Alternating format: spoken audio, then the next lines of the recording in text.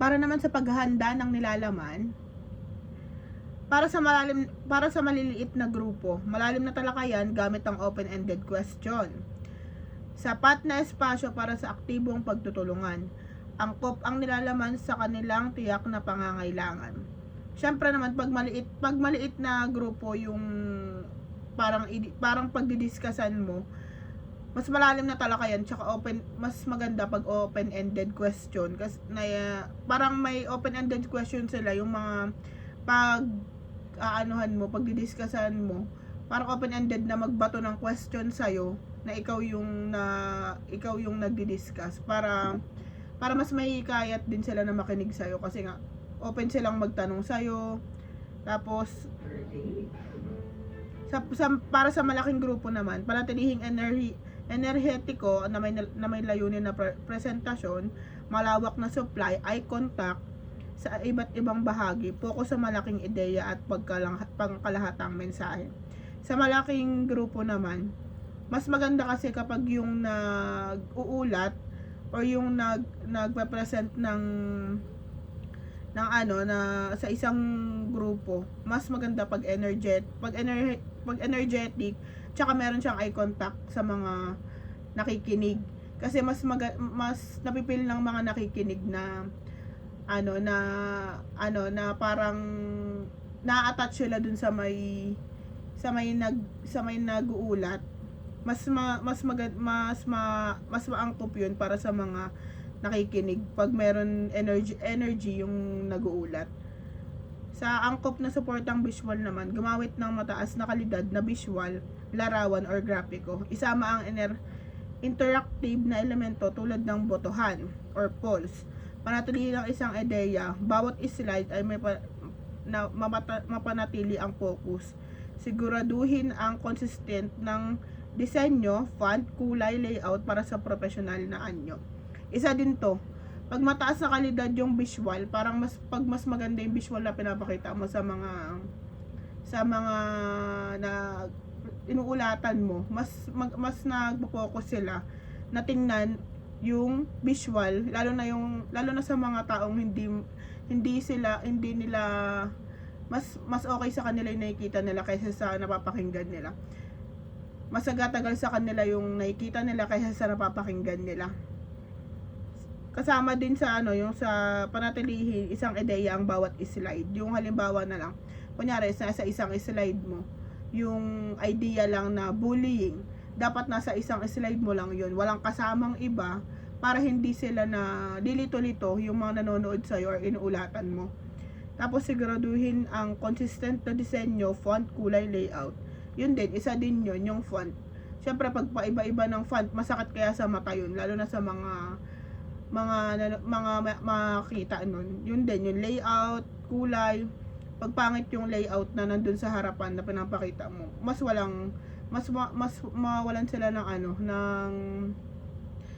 hindi sila magiging sa pinapakita mo, para mawalan sila ng focus. Sa pag-aangkop naman ng detalye, mas detalyado or maliit na grupo, oras para sa individual na interaction at paglutas ng tanong, direktang pakikisali sa hands-on na gawain o demonstrasyon, hikayatin ang kritikal na pag-iisip at malalim na pagsusuri.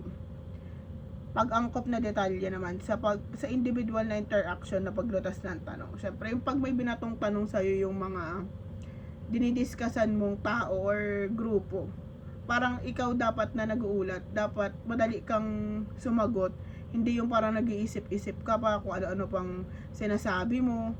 Syempre, mas mawalan sila ng kapag yung iba-iba yung sinasabi mo tas hindi mo matutukoy yung tanong na tinatanong nila sa'yo.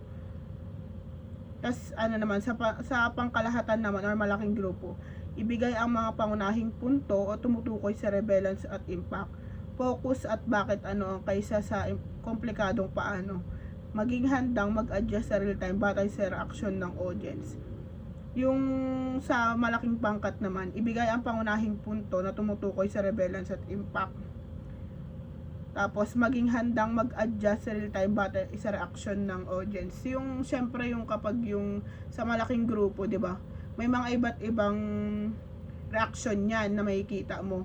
Pag ikaw na nag-uulat, na interact ka, ay na ano ka na parang na ano ka dun sa may ibang nakikita mo, tapos nawala ka sa dinidiscuss mo, madidismaya yung ibang mga audience na nanonood sa'yo. Parang lahat sila mawawalan ng focus sa sinasabi mo. Hindi sila magiging focus sa kung anong ginagawa mo, kasi ikaw na nagdi-discuss, hindi ka din ma-focus. Yun lang. Next po. Wala kang katanungan, te, para May sa tanong mga ako. kasama natin? Yun po, sige po. Ang tanong ko naman, sa maliit na grupo na diniscuss ko, ano ang benepisyo ng paggamit at ng open-ended question sa maliit na grupo? Mark. Yung para sa akin po, pag meron tayong open-ended question is mas maluwag or mas bukas yung talakayan natin sa mga ating tagapakinig. Kasi pag nagtanong tayo, sasagot sila base sa kanilang pananaw. At the same time, gagawin din ng tagapakinig or tagapaglahad din yun upang magkaroon ng mas parang brainstorming kumbaga na pag-uulat para yung idea ng isa is mauunawaan din ng isa at the same time ganoon din sa kabila. So yung open-ended question naman is ito yung ginagawa ng tagapaghatid ng mensahe. Nagbibigay siya ng katanungan na pinag-iisipan ng mga tagapakinig. So napakahalaga nito kasi nga dahil dito is nagkakaroon ng mas malinaw na pag-uusap at komunikasyon yung dalawang panig. Pero sa open-ended question, hindi lang yung yung parang yung nag-discuss yung dapat magtanong. Meron din yung mga audience na pwedeng itanong dun sa nag-uulat, 'di ba? Opo, yan nga po yun. Parang brainstorming sila. Parang bibitaw ka ng sagot, ay ng tanong, tapos pag sinagot naman na ng ano yun, nagsumagot is pwede rin siya magbigay ng parang ideya niya na magtatanong dun sa kaisipan ng tagapaghatid ng mensahe. Yun po. Kay ano naman, kay Lovely, ay kay Venus, bakit mahalaga ang hands-on activities kapag maliit ang audience? Paulit ako ng tanong, te. Bakit mahalaga ang hands-on activities kapag maliit ang audience?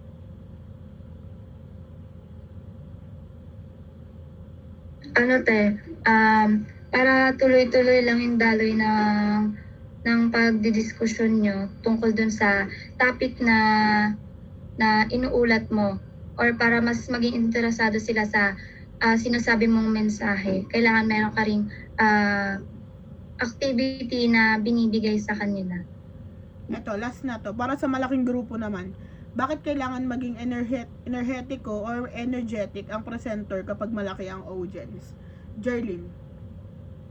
Para kahit madami sila, pero nakapokus pa rin sila kahit sobrang dami nila, kasi energetic yung nagsasalita sa harapan nila. Tama yun. Last na to. Para sa naman, small group tsaka large group naman. Ano ang pagkakaiba ng detalye ng nilalaman ng maliit at malaking grupo? Ano ang pagkakaiba ng detalye ng nilalaman sa maliit at malaking grupo? Lovely. So para sa maliliit na grupo, mas madali